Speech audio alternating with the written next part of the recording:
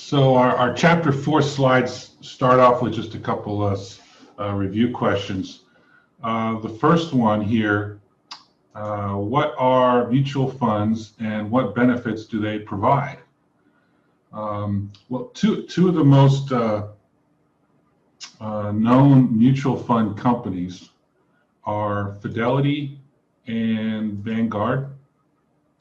And you can also include Charles Schwab, but they offer mutual funds, but they're also kind of a stockbroker.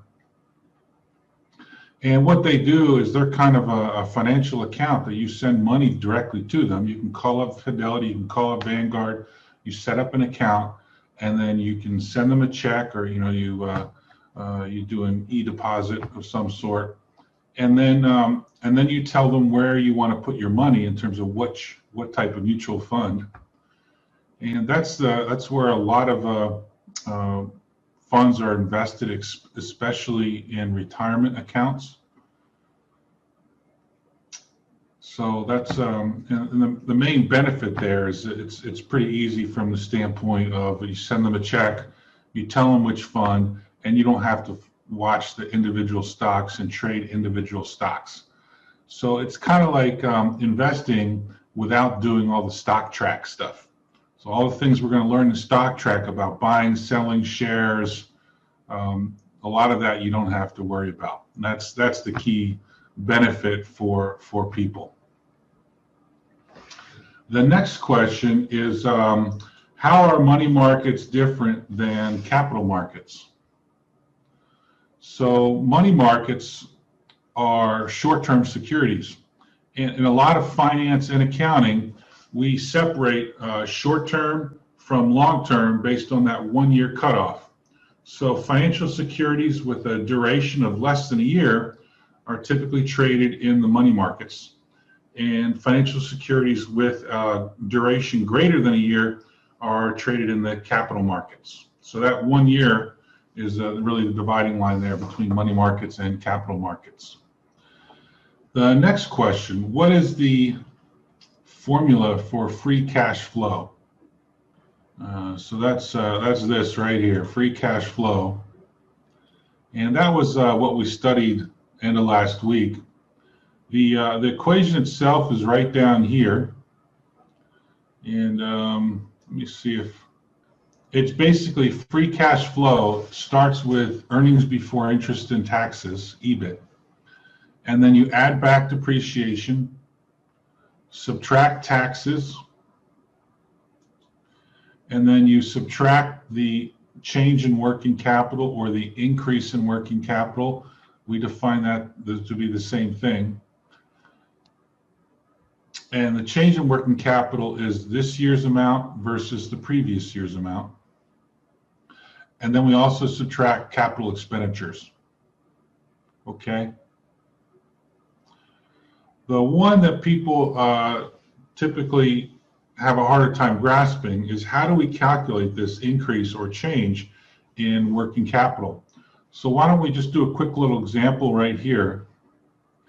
And so the way we do this is we calculate working capital for each year first. So that means we want to calculate the working capital for 2009, and then we'll calculate the working capital for 2008. So for 2009, it's just going to be current assets minus current liabilities, 120 minus 100, which is going to give us $20 in working capital. And you can see that in this equation right here, 120 minus 100 equals 20. Okay. And then we do the same thing for 2008 working capital. We subtract current assets minus current liabilities. Okay. And that gives us this equation down here. Working capital 2008 is 100 minus 80, which is again $20. So the working capital in 2009 was $20. The working capital in 2008 was $20. So 20 minus 20 is 0. And so the change in working capital in this bottom equation right here is going to be 20 minus 20, 0. So there's a 0 change in working capital. So the working capital change will have zero effect on free cash flows. So when we do financial analysis, we're basically analyzing a company based on financial statement information. And I'll give you an example.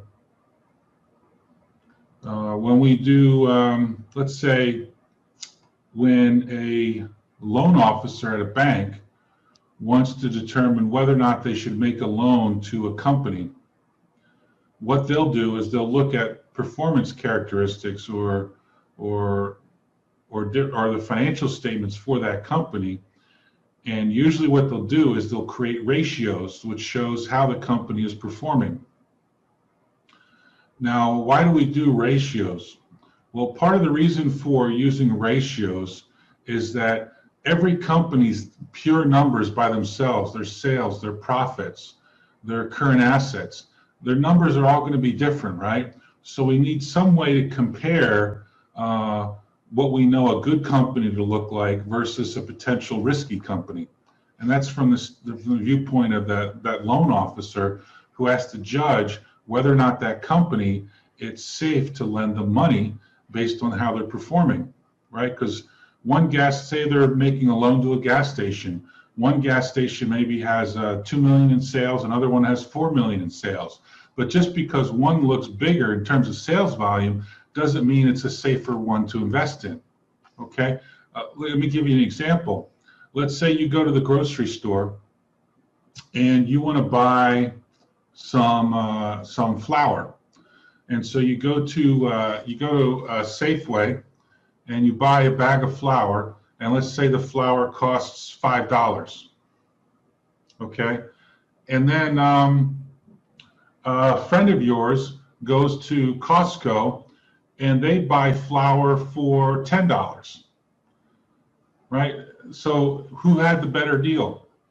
It's really hard to tell just based on the selling price, right? Because you have to take into account the quantity of flour purchased as well.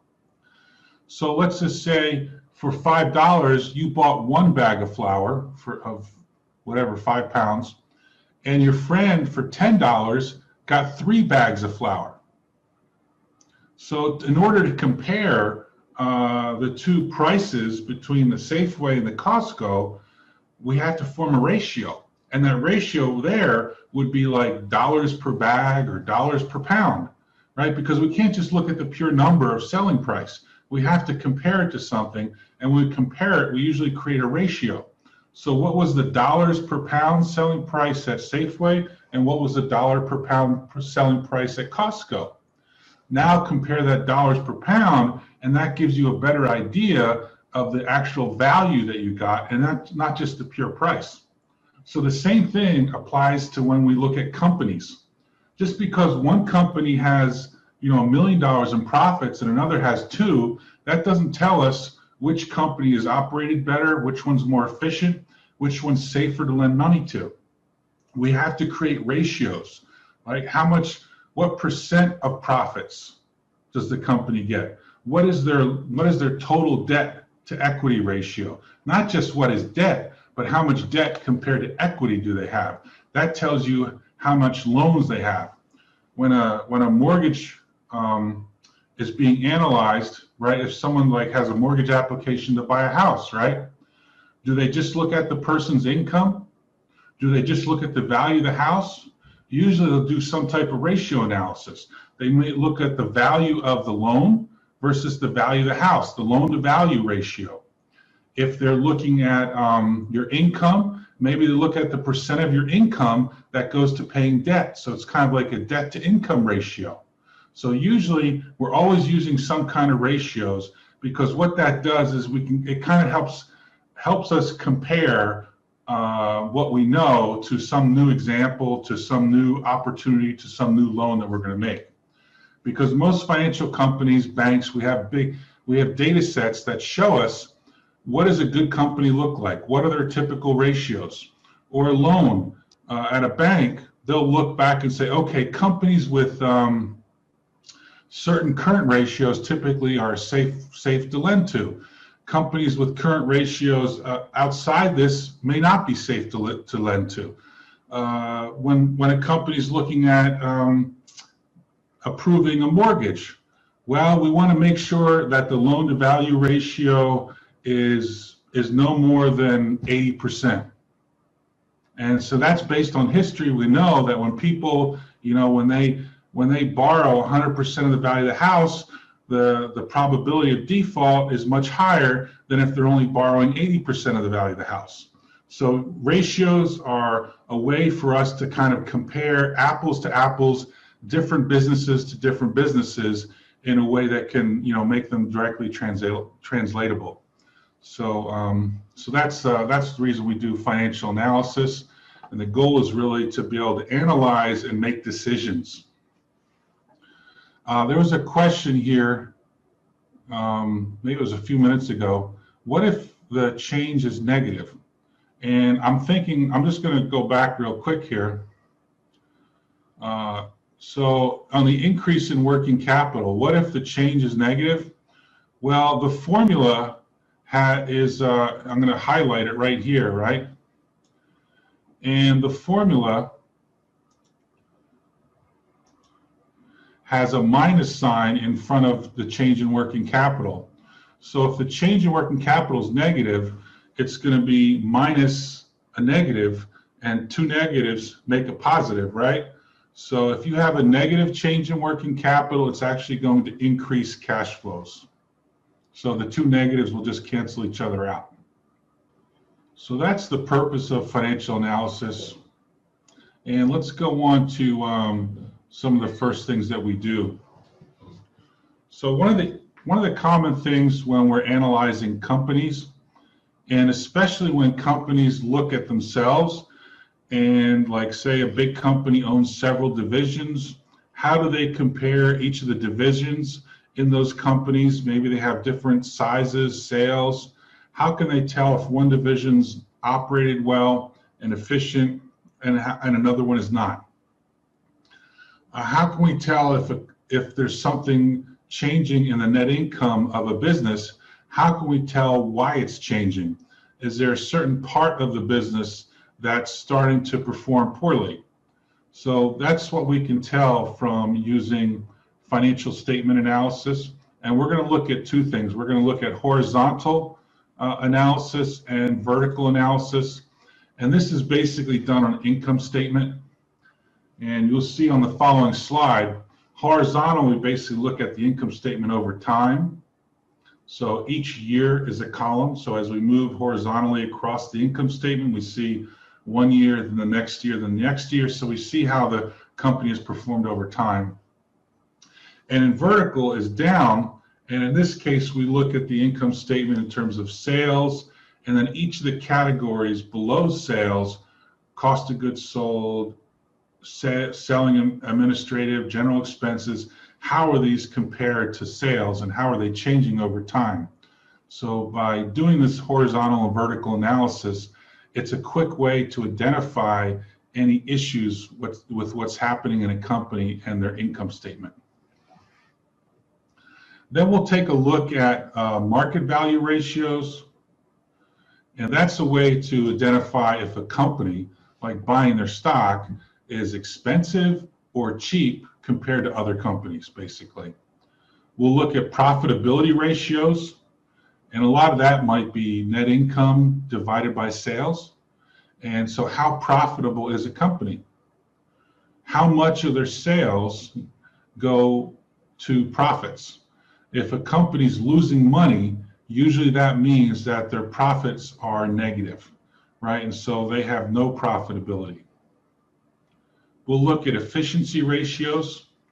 By efficiency, we mean how good are they at using the assets that they are given.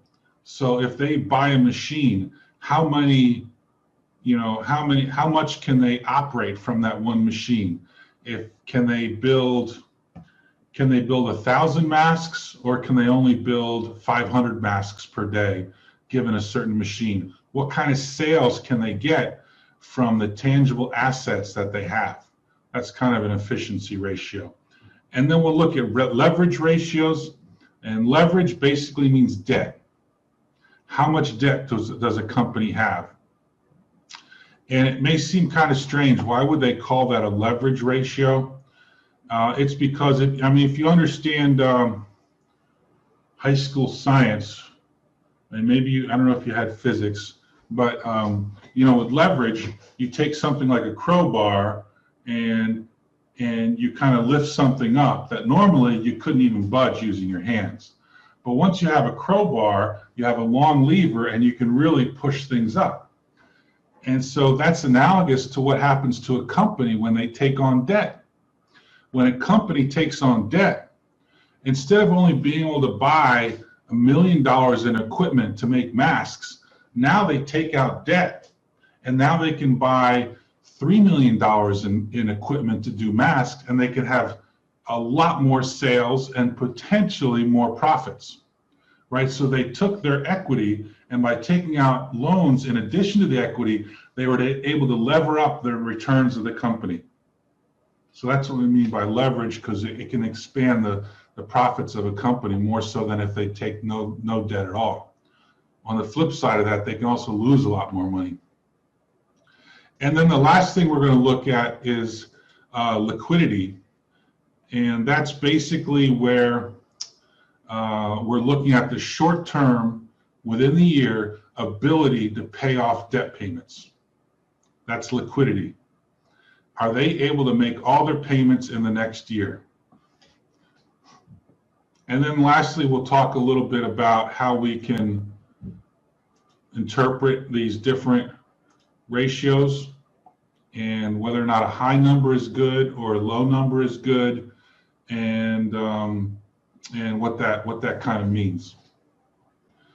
This is the income statement that we're going to use for today, and you can see it's a pretty basic income statement. We start off with sales, and then we subtract cost of goods sold, and we get gross profit. And all these numbers are in the millions of dollars right here, okay? So this 61 here is going to actually be $61 billion. So it just makes it so you don't have to write as many zeros. And then we have R&D, or research and development, selling, general, and administrative expenses. We usually call that SG&A. Some non-recurring expenses. Hard to say what those were, but they don't usually happen.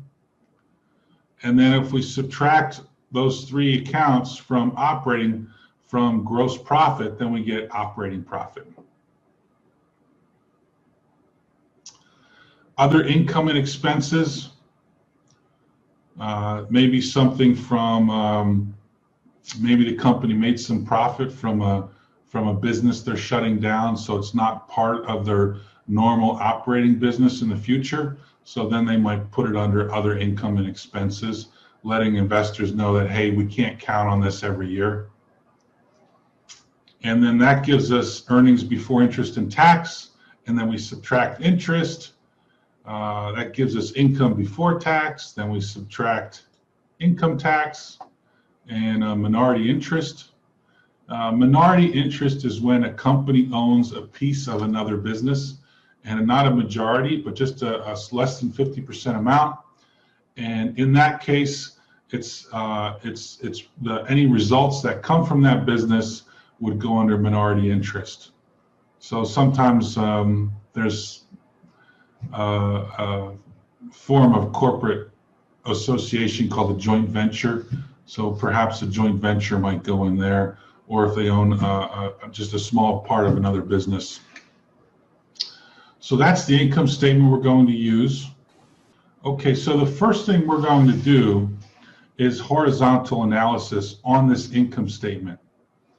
And again, horizontal analysis, going from left to right, we're going to look at each year. And so every year is going to be a column, and every column represents the income statement data for that company. So you'll see here, we've got, here's our income statement, right? Goes from sales, gross profits, all the way down to net income. Here's 2009 data. Here's 2008 data. And here's 2007 data. Okay? So if we were to just look at these numbers by themselves, 2009, 2008, 2007, you know, it's not easy and quick to draw conclusions from the data based on the numbers themselves. So one of the tools that has been developed in companies is called, we call it Cager. And this is what it looks like right here. This thing right here, Cager. Okay? And what that stands for is compound annual growth rate. And that is basically what is equal to Cager. And the purpose of the Cager is to make it faster and easier to see how each category on the income statement is changing. For example, 2007 to 2009 Cager. And we see on this that for sales, it has 3.2%. Okay? So what does that mean? Let's show how that calculation was done so you get a feel for how it's calculated. So what it means is that on average, sales grew from 2007 through 2009 by 3.2% per year. And that's compounded growth, compounded per year. And when we mean compounded, it means we grow sales in 2007 by 3.2%. And then in 2008, we grow that new number by another 3.2%. And so the number starts growing pretty fast when we have compounded growth, because it's kind of like if you've heard people talk about in like personal finance, why you should start saving your money early, because you can take advantage of compounded growth. And what it means is that, like, let's say you put your money into a mutual fund, and you get dividends on the stocks that the mutual funds owns, right? So that's part of your return. So when you're taking advantage of compounded growth, any type of returns that you got that year go back into the fund. And that way, whenever the fund grows, you're including all the growth back into the fund. So you get more interest, more growth by adding in all the returns you got, all the dividends. So you get growth on top of the growth in dividends. The alternative, if you didn't get compounded growth, that means every year you made a return on that mutual fund, you would take that money out. And so that every year when you calculate the return of the stock market and the return on your fund, it's always based on that same base amount that you initially invested in the fund. The alternative, take advantage of compounded growth. Whenever you get returns, you put them back in. So that means the new return is always calculated on a bigger number than it was the previous year. And so that's what we mean here by compounded annual growth. So when in 2007, 57.42 billion, sorry, we grow that by 3.2%. And then the following year, we grow by 3.2% on the new number that 57 grew to. Let me do a math calculation here. I'm going to open up Excel to make this a little more understandable. And you can see this in the notes down below, but I'm going to, let me just move to Excel so I can show you how this works. All right, so if you look in the notes on the PowerPoint slide, you're going to see an equation, something like what's right here. But let me reproduce that data.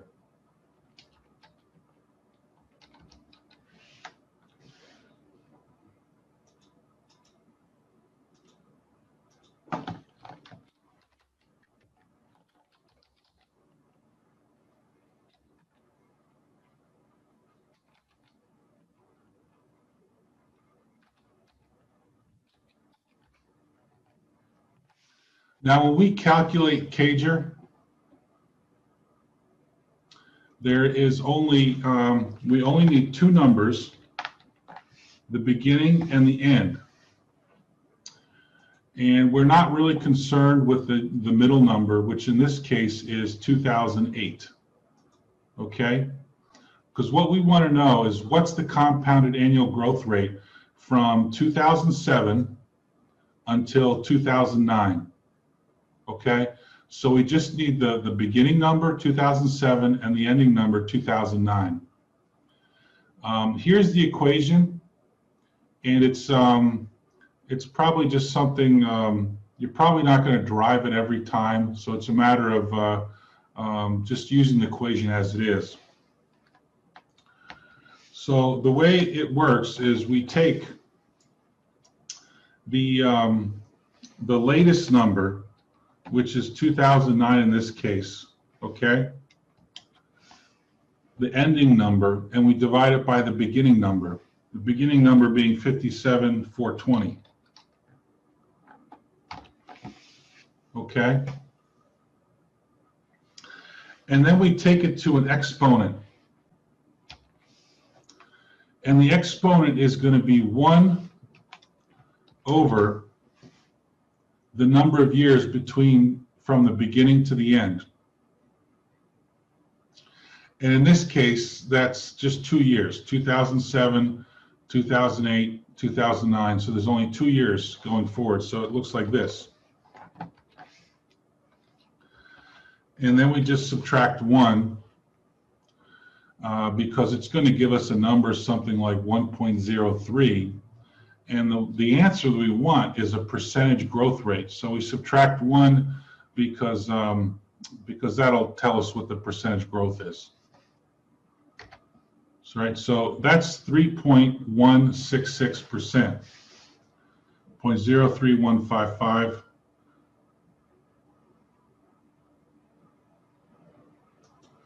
And again, this is the equation. It's ending value divided by beginning value to the power of 1 over the number of years, and then all subtracted by 1. So that is the CAGR formula, okay? And that's where that number comes from on that PowerPoint slide. And it does work. Let me show you a reason for why. I had a question. So for the number of years, it'll always be 2 because you do it from the only 2 years. You don't do 3, right?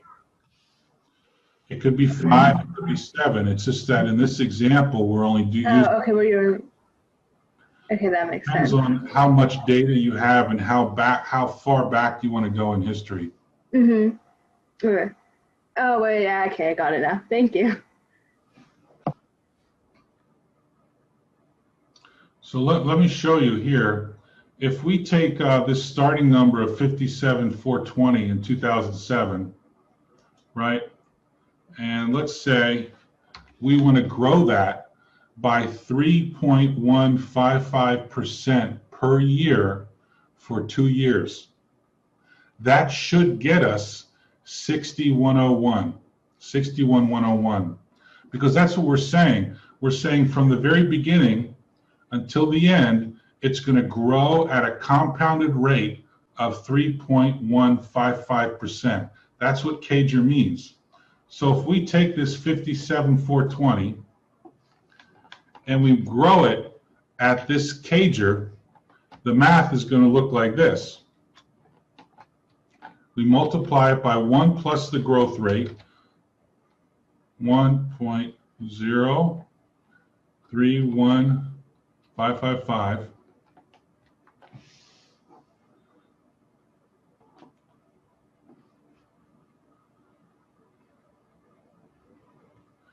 And then let's say now we grow it a second year.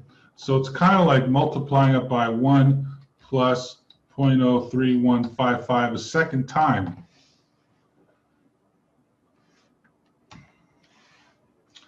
That gives us the same number.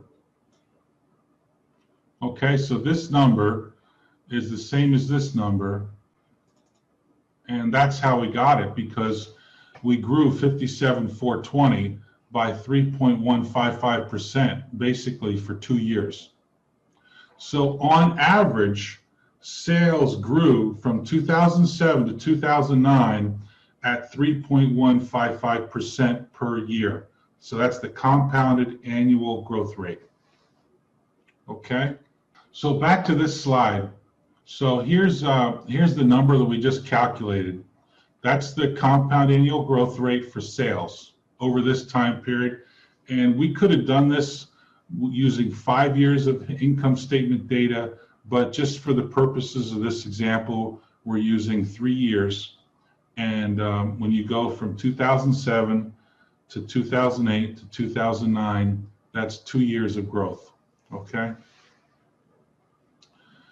So now look at this. See, we've done the same CAGR calculation for every single part of the income statement.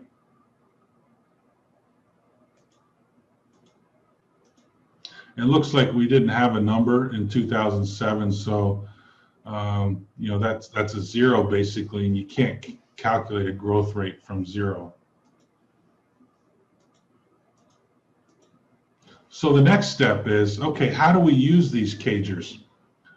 Well, fundamentally, when a company is, let's say they're growing well and they're well managed, investors expect to see that if sales grow a certain amount upward, that if a company is able to manage their costs, then cost of goods sold will maybe grow a little bit less than sales, or maybe the same amount. And the reason for this is because as a company gets bigger, maybe they have some economies of scale and they're able to reduce their manufacturing or their cost to produce goods and services. And so companies hope that as they get bigger, they're able to use those economies of scale and reduce their costs. And so when we look at these CAGRs going down below, we're going to compare all these CAGRs to sales. And so sales has a 3.2% CAGR. Okay, so now we're going to compare all those other income statement account CAGRs back up to sales at 3.2%.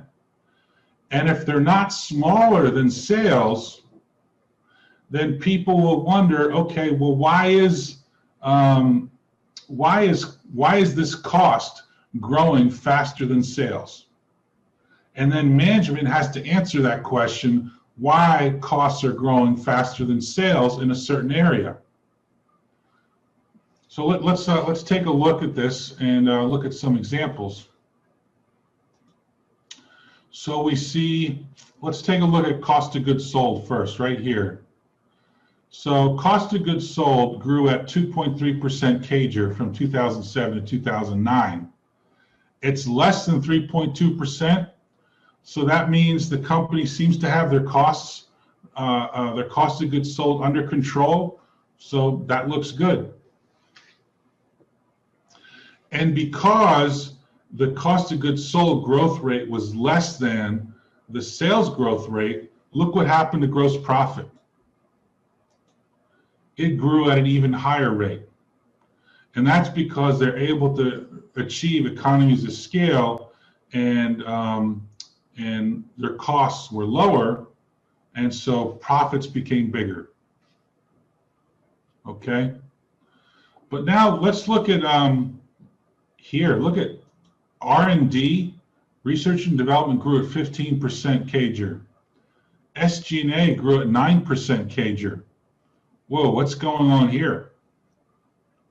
Those are the type of questions that investors, owners of the company would ask management.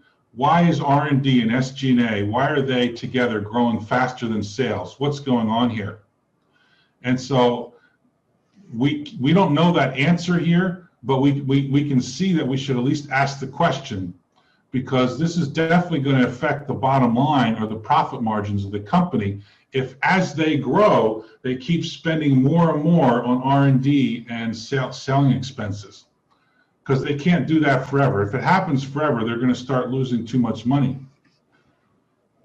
So why would a company spend more on R&D than you know, CAGR-wise? Why would R&D grow faster? Well, hopefully it's a short-term thing. And hopefully, I would think the company's probably coming out with a new product. And so they're spending heavy on R&D to release a brand new product. I'm guessing that would probably be the answer right here. And so management's going to say is it's increased right now, but we expect in the future at some point, R&D is going to start coming back down as we roll out our product and we don't have to focus on research and development anymore. Same thing with SG&A here. Look at SG&A. It's also growing faster. It's growing faster than sales. So investors are going to be a little worried. Why are you spending more on indirect expenses? Are you buying? Are you paying much higher sales commissions? Are you spending a lot on company parties? Are you, you know, buying lots of getting expensive real estate to have all the corporate offices in? What's going on here? And so the company would have to explain, or the management would have to explain why their SG&A expenses are going up. It's hard to tell from here. It's something management would have to explain. Now, because of these expenses growing faster than sales, take a look at this right here. And what this means is that operating profits were growing slower than sales. So this is usually not something investors like to see. They want to see the reverse. They want to see that sales, they want to see that profits are growing faster than sales.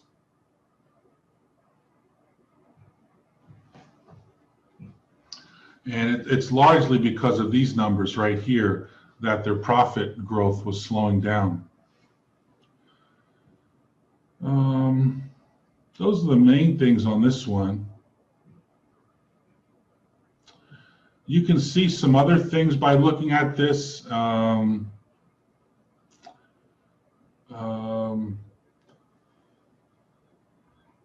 Other income shrank. It was basically 343 here in 2007, and it dropped to 227. So they have some other source of income, and that was getting lower. And so that's why there's a big negative 18% here. And that really contributed to their earnings before interest and taxes are almost flat. So a 0% CAGR, we would say that that number is flat. It hasn't grown much at all.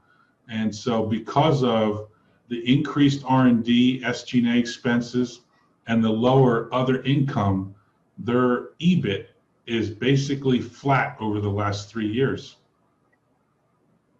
Meanwhile, their interest expense has gone up. So it looks like they took out some debt, or maybe interest rates went up, I'm not sure, but their interest expense doubled basically over the last 2 years. And because of this, along with higher income tax expenses right here, look what happened to the bottom line for the company. Their net profits have actually shrunk over the last 2 years by 2% per year. So sales have gone up 3% per year, but net income has gone down 2% per year.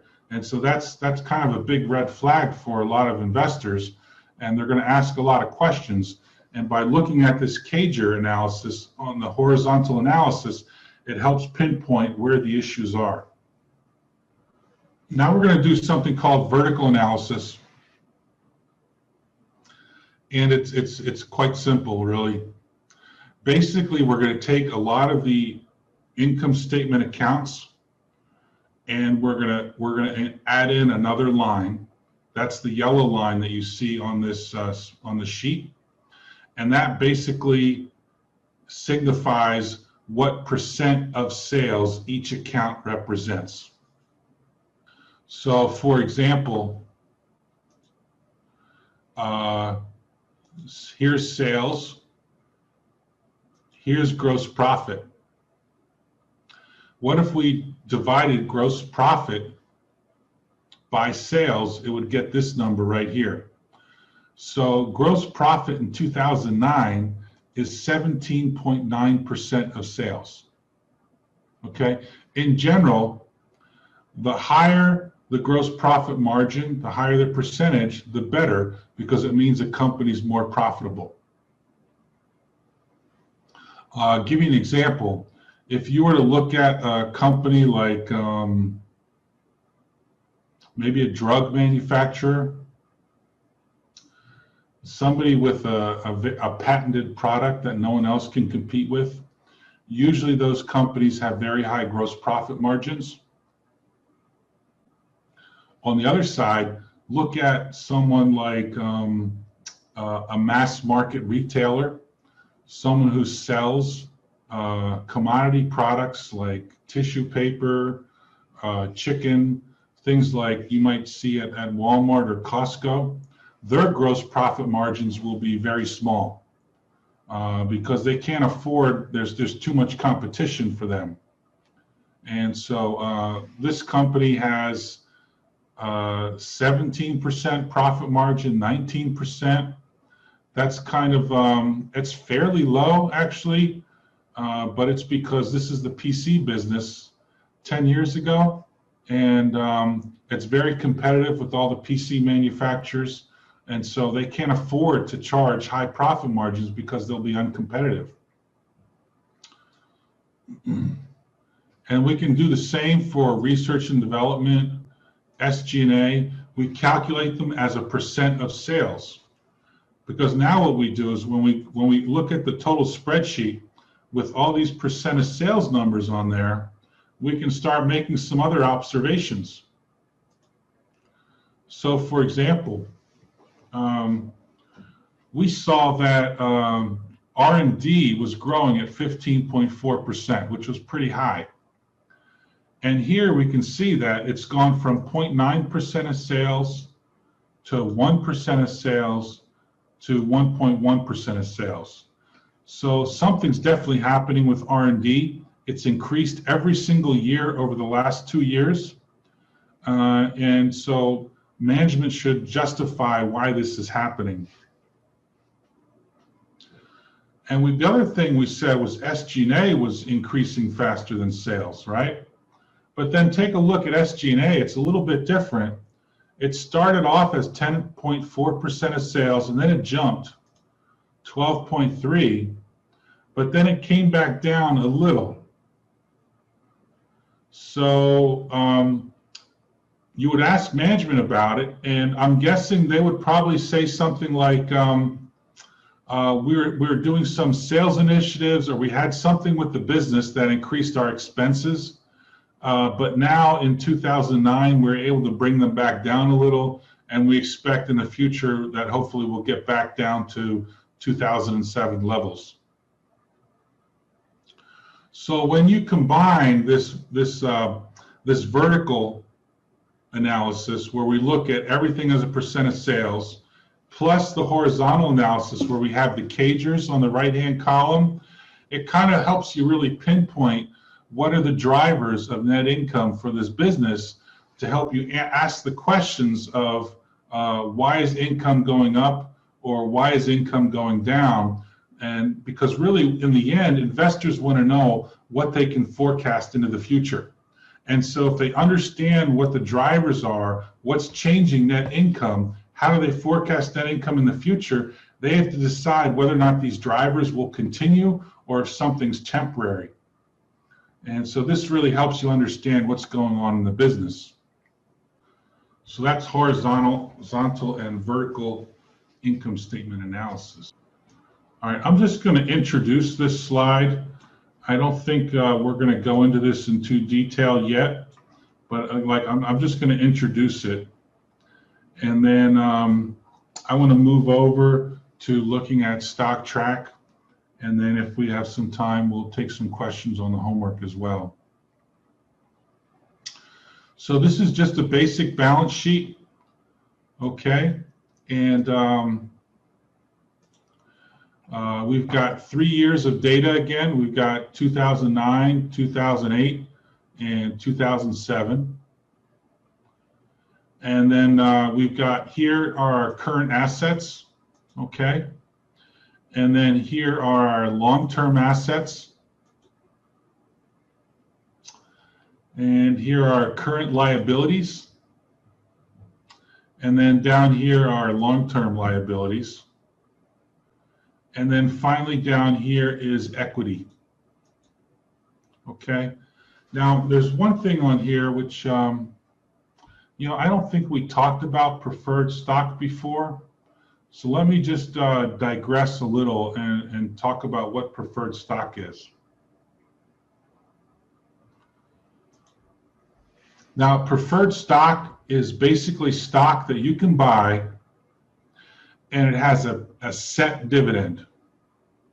And that dividend will not increase in the future. Okay? Common stock is a little different.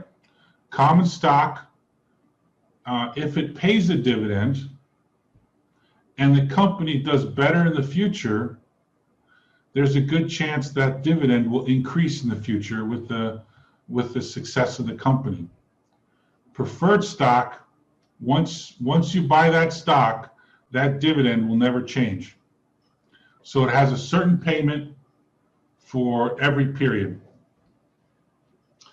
And it looks like debt, right? Because debt in a loan, you have the same payment every period. But the difference with preferred stock, and this is why it's equity and not debt, is because if a company does fall on hard times, the company has the right to stop making preferred dividend payments. So that's what makes it equity.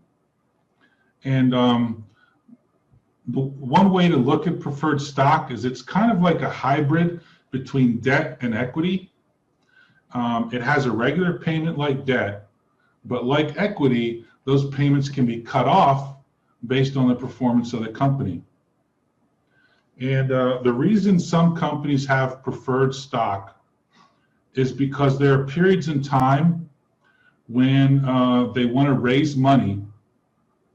They would like to raise debt, but they cannot because they might already have too much debt on their balance sheet. And so instead they have to raise preferred stock or sell preferred stock. So it's kind of like a debt alternative for companies that are often in hard or difficult financial times.